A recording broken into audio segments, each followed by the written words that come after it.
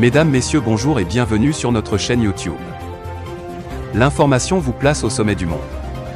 Alors, si vous êtes nouveau, abonnez-vous et cliquez aussi sur la cloche de notification pour ne plus rien manquer.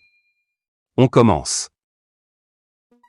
La tension monte d'un cran entre Moscou et Paris qui a menacé de frapper les S-300 que la Russie est sur le point de livrer au Mali qui est elle-même déjà la cible depuis un mois des frappes non seulement djihadistes, françaises et terroristes. Selon le journal à Bamako, le président russe, Vladimir Poutine aurait lancé une sévère mise en garde à la France, en réponse aux menaces françaises de ces derniers jours.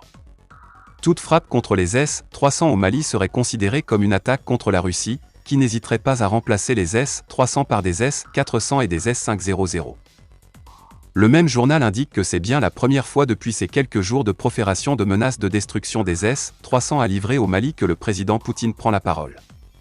Et force de constater que comme à son habitude, Poutine attend avant de répondre et de le faire de manière ferme et sans détour.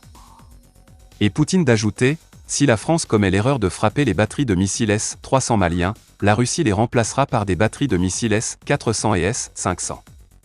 Et puisque cette livraison se déroulera sous la supervision directe de la Russie, toute frappe malienne signifierait une atteinte à l'armée russe.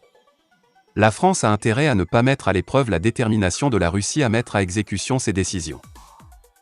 D'une ingérence indirecte sous forme d'un appui aux terroristes, la France est passée à une implication directe en se lançant dans des combats face à face avec l'armée et ses alliés.